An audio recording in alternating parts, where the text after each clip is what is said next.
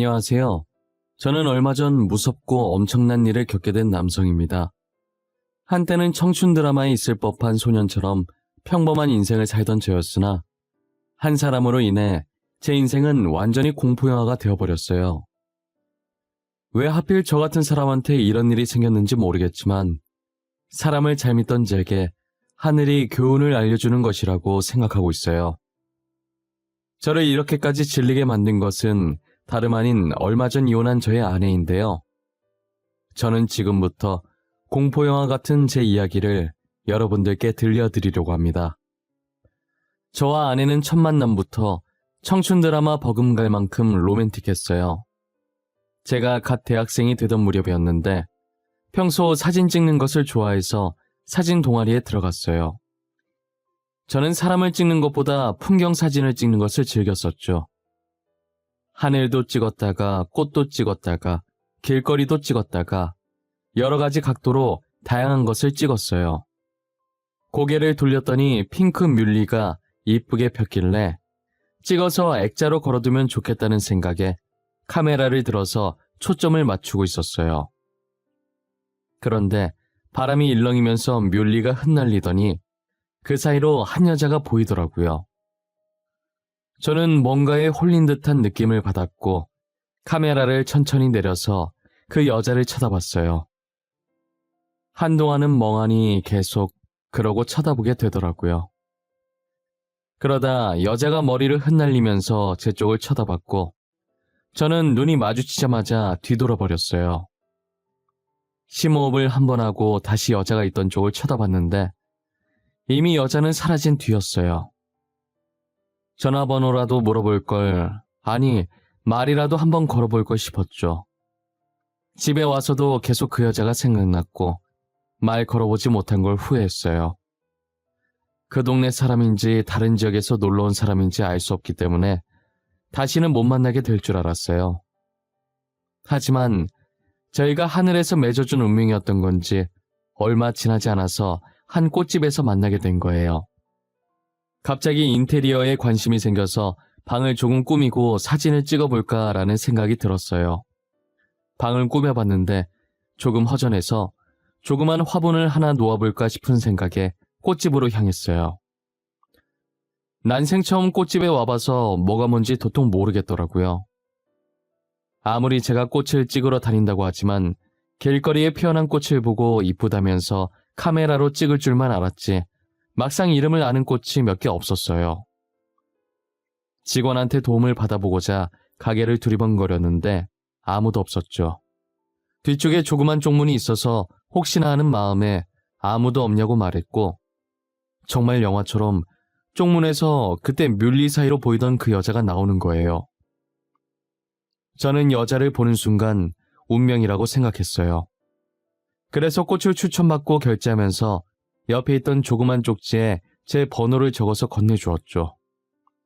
여자는 종이를 받아들고는 양볼이 발그레해지면서 수줍게 웃더라고요. 사실 제 번호를 주면서도 기대는 안 하고 있었는데 꽃집 마감 시간에 그녀에게서 연락이 왔더라고요. 몇 번 이야기 주고받다가 제가 그때 뮬리밭에서 본 적 있다고 이야기를 했어요. 저 사실 얼마 전에 다른 동네에서 수연 씨 본 적 있어요. 수연 씨도 저를 봤을지는 모르겠지만 저는 똑똑히 기억해요. 그때 뮬리밭에 있던 수연 씨를요. 진짜요? 저 며칠 전에 뮬리밭 간 적 있는데 아 설마 혹시 저랑 눈 마주치고 바로 뒤도셨던 그분이세요? 손에 카메라 들고 계시던... 네 맞아요. 기억하시네요? 이거 뭔가 기분이 살짝 이상하네요. 수연 씨가 기억하고 계실 줄은 진짜 상상도 못했거든요. 하늘도 찍고 길거리도 찍고 막 그러시던데 사진 찍는 모습이 멋있었어요. 저는 카메라도 잘 모르고 사진도 잘 못 찍어서 그런지 대영 씨의 그런 모습이 너무 멋있었어요. 제가 그녀를 봤다고 하자 그녀는 놀라면서 그때 그 사람이 저였냐고 하더라고요. 사실 그녀도 제가 사진 찍고 있는 모습을 봤었다고 하면서요. 집중하는 모습이 멋있어서 번호 물어보고 싶었는데 뮬리밭에서 제가 시선을 피하길래 관심 없는 줄 알고 그냥 지나쳤다고 하더라고요. 어떻게 이런 운명이 있냐며 둘이서 엄청 신기했어요. 만날 사람은 만나게 되어 있다더니 그게 저희 둘인 것 같다면서 신나 있었죠. 그녀는 제가 꽃을 샀던 곳에서 일하는 아르바이트생이었어요. 저랑 동갑에 원래라면 저처럼 대학을 다니고 있어야 하는데 집안 형편이 어려워서 휴학하고 아르바이트를 하고 있다고 하더라고요. 아직은 둘 다 대학생 신분이니 집안 형편 따위는 전혀 신경 쓰이지 않았어요. 저는 그녀가 열심히 살려고 노력하는 모습이 오히려 보기 좋았고 더 매력적으로 느껴졌죠. 몇 번 만나다가 더 이상은 마음을 숨길 수 없어서 고백을 했고 그녀는 왜 이제서야 고백하냐며 제 고백을 받아주면서 본격적으로 연인으로 만나기 시작했어요. 저희는 6년이란 시간을 만났고 그 사이 저는 군대도 갔다 오고 대학도 졸업해서 취준생이었죠.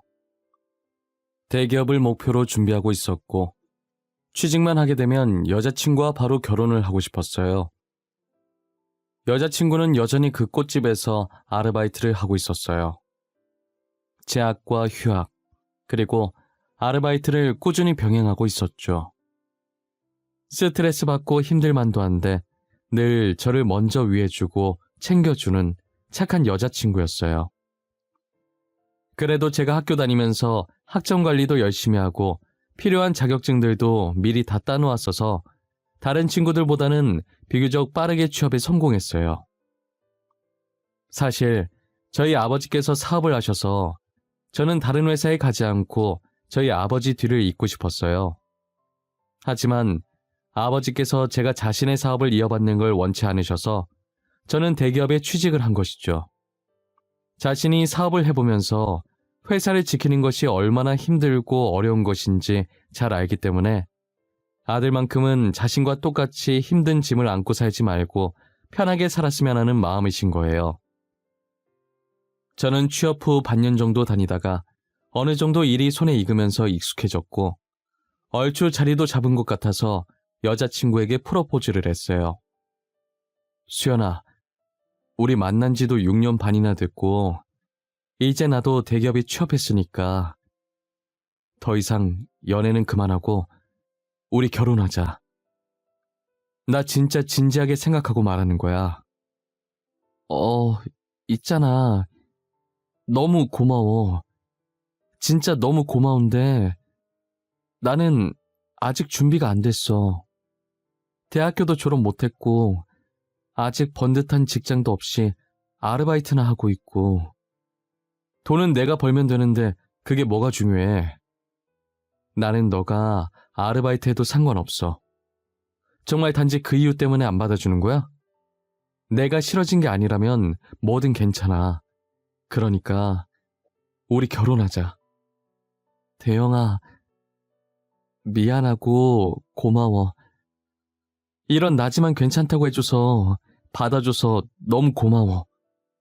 앞으로 내가 더 잘할게. 너를 위해서 살게. 네 말대로 우리 결혼하자. 여자친구는 아직 자신이 대학 졸업도 못했고 아르바이트생 신분이라 능력이 없다는 게 마음에 걸렸는지 처음엔 미안하다고 하면서 제 프로포즈를 못 받아주겠다고 하는 거예요. 하지만 저는 대기업에 취업을 했고 안정적인 월급에 회사에서 인정도 받고 있어서 여자친구쯤은 거뜬하게 먹여 살릴 자신이 있었어요. 저는 여자친구에게 어떤 이유든 괜찮다고 싫어진 게 아니라면 결혼하자고 말했죠. 여자친구는 울면서 이런 자신을 받아줘서 고맙다고 하면서 제 청혼을 받아줬어요. 저희는 결혼을 했고 아내는 여전히 꽃집에서 아르바이트를 했어요. 꽃으로 무언가를 꾸밀 때 제일 행복해 보여서 말리고 싶지 않았어요. 꽃을 만지며 행복해하는 아내를 볼 때면 저까지 행복한 기분이 들었어요. 동갑인지라 서로 티격태격하긴 하지만 여전히 사이가 좋았어요. 아내는 저와 저희 부모님이 말하지 않아도 혼자 시댁에 방문해 애교를 부리곤 했어요. 저희 어머니는 착하면서 넉살도 좋다고 아내를 엄청 좋아했어요. 저희 어머니뿐만 아니라 저희 아버지께서도 아내를 굉장히 아끼셨죠. 가끔 보면 친아들은 저인데 저보다 아내를 더 챙겨서 질투가 날 지경이었어요. 하지만 저희가 결혼한 지 2년도 채 되지 않아 저희 아버지께서는 병으로 저희 곁을 떠나셨어요. 가난 말기로 고통스러워 하시다가 돌아가셔서 당시 아내가 얼마나 울었는지 몰라요. 저는 아파하시는 아버지 때문에 한 번 울고 쓰러질 듯 우는 아내 때문에 한 번 울었어요. 아버지를 떠나 보낼 때까지 어머니도 저도 아내도 힘든 시간을 보내야 했죠. 유품을 정리하는 동안에도 어찌나 눈물이 나던지 물건 하나 집어들고 울고 내려놓고 울고를 반복했어요. 저희 아버지 재산은 유언장에 적힌 대로 전부 저희 어머니에게로 돌아갔어요. 회사는 이미 다른 사람에게 비싼 값에 팔아넘겼고 가지고 계신 땅과 돈 전부 저희 어머니에게 돌아갔죠. 저는 어차피 외아들이라 형제들끼리 재산 다툼할 것도 없었고 그렇다고 재산에 관심이 있는 것도 아니었어요. 그래서 아버지 재산이 전부 어머니한테 돌아갔다고 들었을 때도 아무 생각이 없었어요. 어머니께서 알아서 잘하시겠지 싶은 생각밖에 안 들었어요. 저는 아버지를 마음으로도 잘 보내드리고 다시 예전처럼 생활을 하고 있었어요. 아내는 계속 저를 보고 쭈뼛거리면서 할 말이 있다고 하더라고요.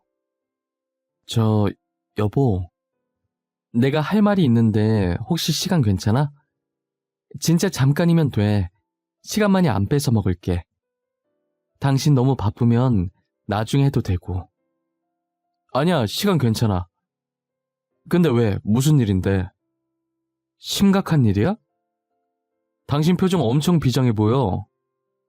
다른 게 아니라 이제 아버님도 돌아가시고 어머님 혼자 계시잖아. 아무래도 아버님이랑 살다가 혼자 살게 되면 외로우실 것 같아서 그냥 우리가 모시고 사는 게 어떨까 해서. 나는 우리 엄마니까 결혼 전까지도 같이 살았어서 괜찮은데 당신은 진짜 괜찮겠어? 엄마가 우리랑 살아도 안 불편하겠어? 아무래도 처음엔 불편하겠지. 그런데 혼자 계신 것보단 우리랑 지내는 게 나을 것 같아서.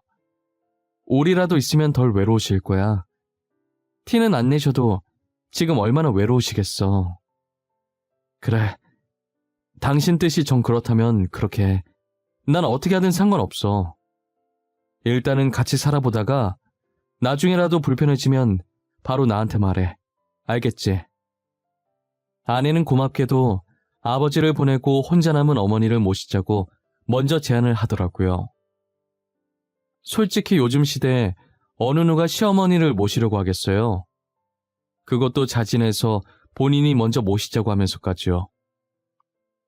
저는 시어머니를 생각하는 아내의 착한 마음씨에 감동받았어요. 아내의 뜻대로 본가를 정리하고 어머니를 저희 집으로 모셨어요. 처음엔 어머니가 싫다고 하셨지만 아내가 같이 살자고 계속 조르니 두 손 두 발 다 들고 오신 거예요. 어머니는 저희와 살면서 잃었던 웃음도 다시 되찾으시고 아내는 어머니를 친엄마처럼 살뜰히 보살폈어요. 늘 어머니께서 저보고 어디서 이런 며느리를 데리고 왔냐면서 칭찬을 하셨죠. 그렇게 계속 잘 지내주면 좋으련만 몇 개월이 채 지나지 않아서 저희 집은 흔들리기 시작했어요. 어머니께서 계속 알 수 없는 말을 제게 하시는 거예요. 태영아, 나 너무 무서워. 나 나갈래. 여기서 나가게 해줘, 응? 태영아, 어미 좀 살려다오. 나는 죽고 싶지 않다. 나는 아직도 살고 싶어. 엄마 왜 그래요?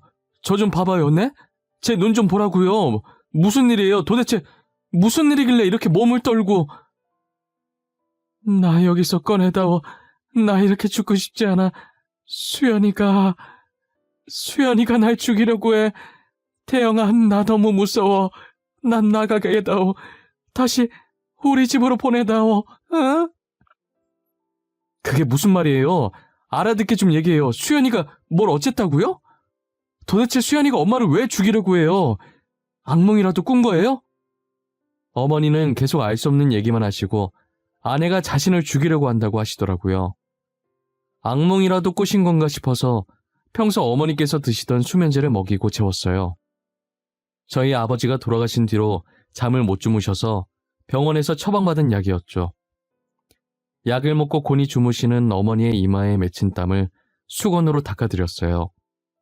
저는 단순 악몽으로 생각하고 아내에게 따로 어머니 얘기를 하지 않았어요. 그런데 날이 갈수록 어머니의 증세가 심각해져 가더라고요.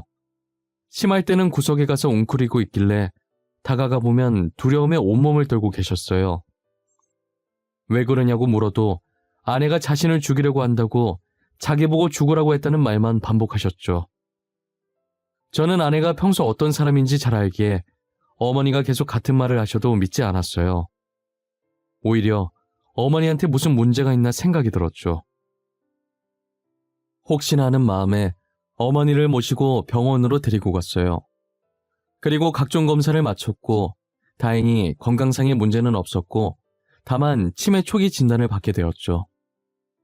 다행인 건 그나마 진행 속도가 느려서 약만 잘 챙겨 먹으면 문제가 없다고 하시더라고요. 아직 어머니 나이면 젊은 편인데 벌써 치매 판정을 받아서 당황스러웠어요. 그리고 그동안 아내가 자신을 죽이라고 했다는 말도 치매 증상 중 하나였나 싶은 생각이 들었죠. 아내가 쉬는 날도 없이 꽃집 알바를 했었는데 사장님이 사정상 꽃집을 팔아버려서 일을 그만뒀다더라고요. 그동안 일 열심히 했으니 이왕 이렇게 된 거 휴가라고 생각하고 조금 쉬라고 했어요. 아내는 간만에 쉰다는 생각에 친구들과 주말 여행 계획을 세우고 있더라고요. 한창 계획을 세우다 어머니 걱정을 하길래 제가 보살피겠다고 안심시켰어요. 이렇게나 어머니를 생각하는 아내인데 확실히 어머니의 헛소리는 치매 증상이었다고 생각했죠. 그렇게 아내는 여행을 떠났고 아내가 여행을 떠남과 동시에 어머니 표정이 편안해지더라고요. 평소랑 다르게 밥도 잘 드시고 저랑 말도 잘하고 확실히 얼굴에 활기가 도셨어요. 그런데 아내가 집으로 돌아온 날부터 다시 불안 증세가 생기시더라고요. 이쯤 되니 아내와 어머니 사이에 무슨 일이 있긴 있었을 거라는 생각이 들었어요. 저는 아내에게 자세하게 말하진 않고 그냥 어머니랑 싸웠냐고 물어봤어요. 아내는 갑자기 그게 무슨 뚱딴지 같은 소리냐며 어머니랑 싸운 적이 없다고 하더라고요. 하지만 아내의 표정은 제 질문에 어이없다기보다 당황스러움으로 가득 차 있었죠. 아니면 됐다고 말했지만 아내 표정만 봐도 확실히 무슨 일이 있었다는 걸 알 수 있었죠. 저는 아내 없을 때 어머니 방에 들어가서 정확하게 둘 사이에 있었던 일을 뭔지 물어봤어요. 엄마, 지금 수연이 없어요. 도대체 둘이 무슨 일이 있었던 거예요? 저한테 차근차근 말해보세요.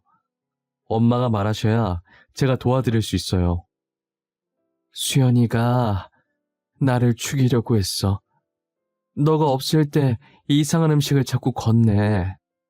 그리고 자꾸 내 귀에 대고 속삭여. 죽으라고. 죽일 거라고. 그게 진짜예요? 수연이 절대 그럴 애 아닌데. 엄마도 잘 아시잖아요. 수연이가 어떤 앤지. 너가 알고 있는 수연이 그거 진짜 수연이 아니야. 다 연기야. 너도 속지 마. 알겠어? 이 에이미 꼴 나기 전에 너라도 정신 똑바로 차리고 살아야 해. 어머니의 말을 들은 저는 충격을 받지 않을 수가 없었어요. 어머니 주장에 의하면 아내는 매일같이 어머니 귀에 죽으라고 저주하듯 속삭이고 정말 말도 안 되는 행동들을 어머니께 한다는 거예요.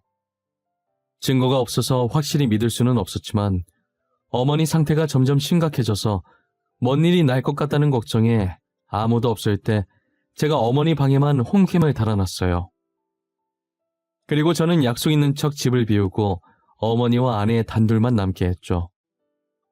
나오자마자 곧장 주차장으로 가서 차에 올라탄 뒤 노트북을 켜고 홈캠과 연결했어요.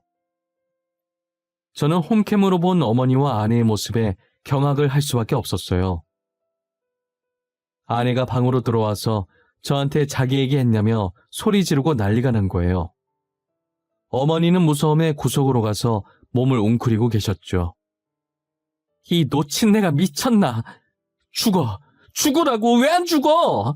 내가 죽으라고 했잖아. 죽는 게 그렇게 어려워? 아가, 내가 잘못했다. 제발 한 번만 받아워. 다시는 대영이에게 말 안 하마. 나 진짜 별말 안 했어. 진짜야. 믿어다오.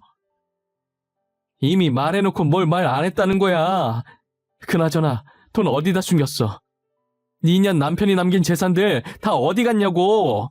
도대체 어디에다 꽁꽁 숨겨놨길래 몇 날 며칠을 뒤져도 안 나오는 거야. 제발 그것만은 건들지 말거라.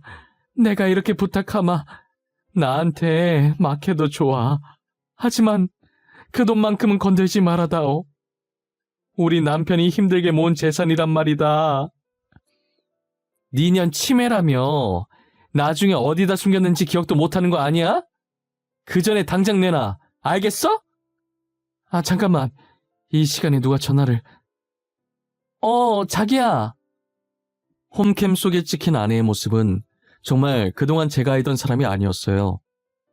화면 속 아내는 어머니께 반말에 폭언을 퍼붓는 것도 모자라 물건도 집어 던지며 포악한 모습을 보였어요. 게다가 시어머니 앞에서 내연남으로 보이는 사람과 통화도 서슴지 않게 했죠. 어머니는 익숙한 일인지 바로 앞에서 며느리가 아들 두고 다른 남자랑 통화하는데 놀라지도 않더라고요. 이제야 어머니의 말들이 하나씩 이해가기 시작했고 혼자서 힘들었을 어머니한테 너무 죄송했어요. 저는 홈캠을 본으로 아내가 외도를 했다는 확실한 증거를 찾기 시작했어요. 홈캠엔 스피커폰으로 한 게 아니라서 남자 목소리가 들리지 않았고 장난으로 친구끼리 자기야라고 했다고 아내가 우길 수도 있기 때문에 상대가 남자라는 증거를 찾아야겠다는 생각을 했어요. 아직도 아내의 행동이 믿기지 않았고 다른 사람도 아니고 저희 어머니한테 그랬다는 사실에 화가 났어요. 어떻게 외도 증거를 잡아야 할까 생각하다가 호텔 숙박권을 아내에게 선물로 줬어요.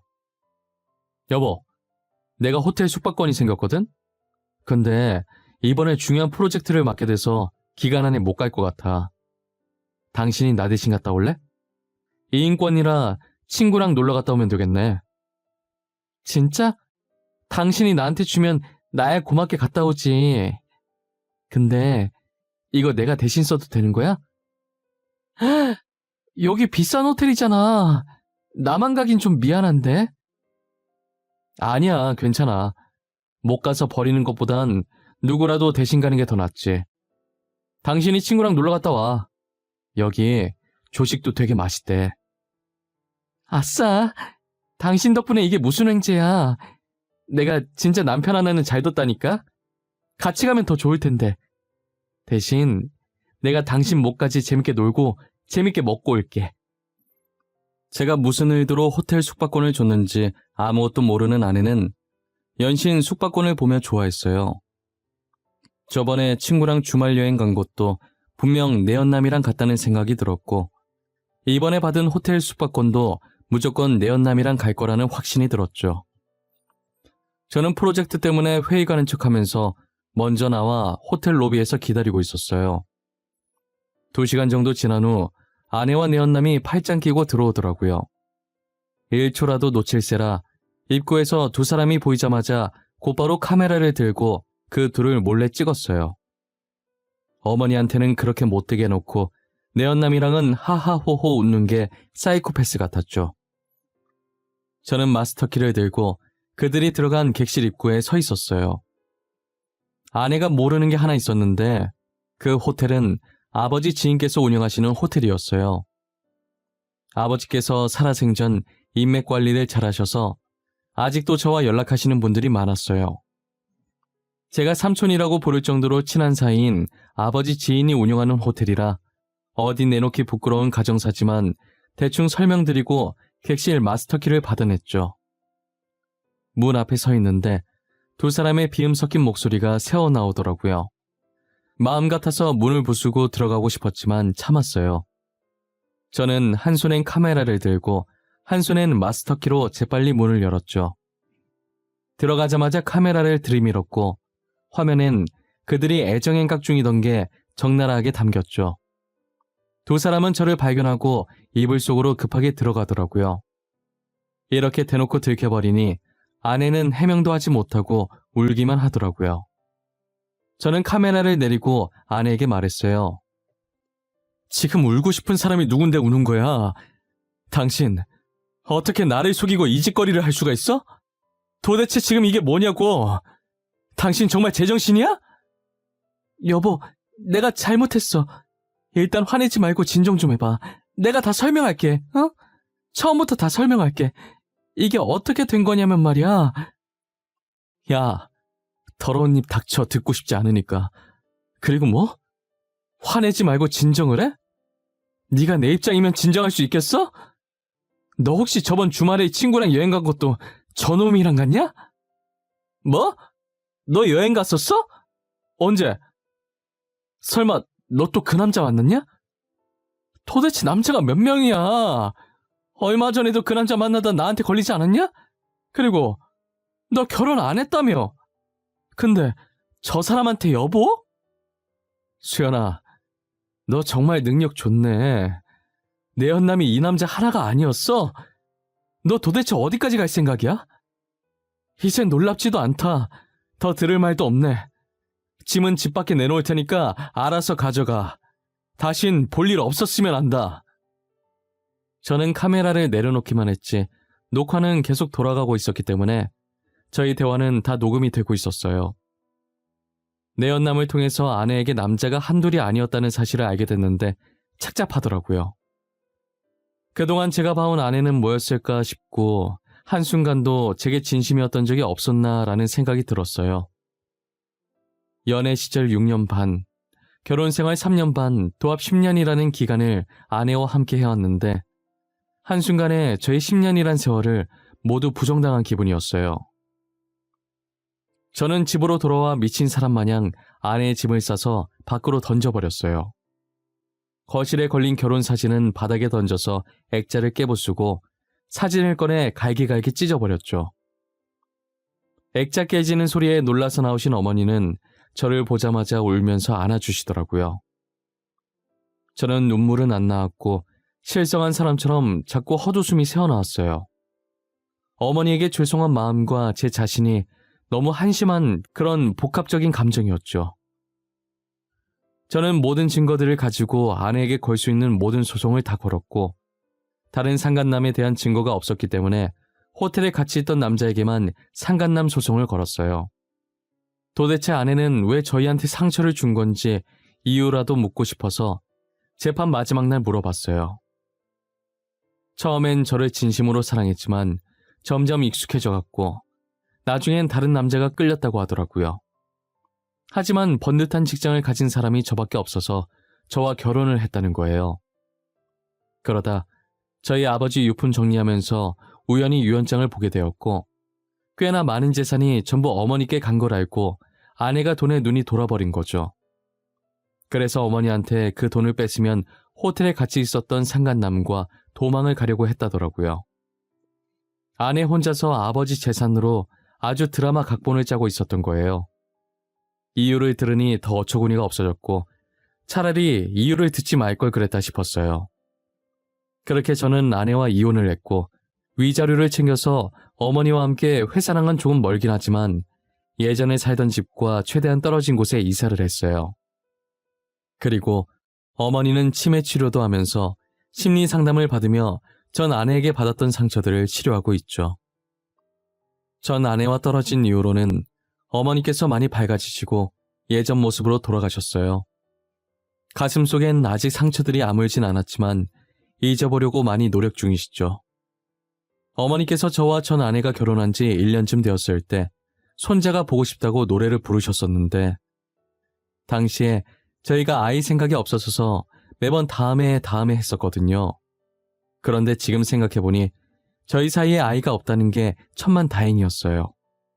어머니께서도 자기가 그동안 엄청 보챘었는데 지금은 아이 안 낳길 잘했다고 하세요.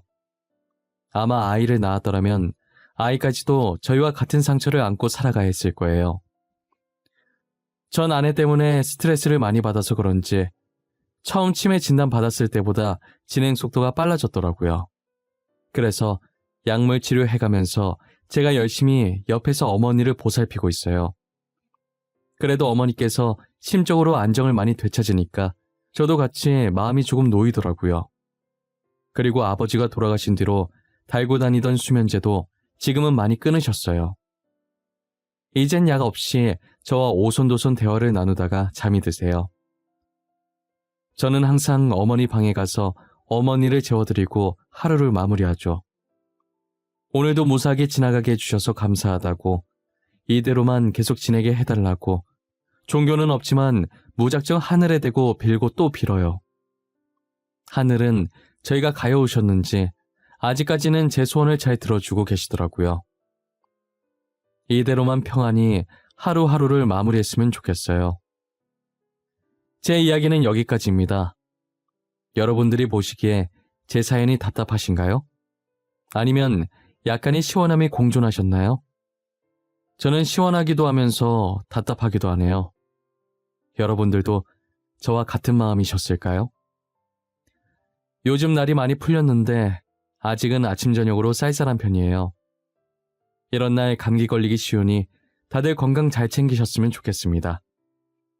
지금까지 제 이야기 들어주셔서 감사하고 늘 건강하고 주변 사람들 챙기면서 행복한 하루 보내시길 바랄게요.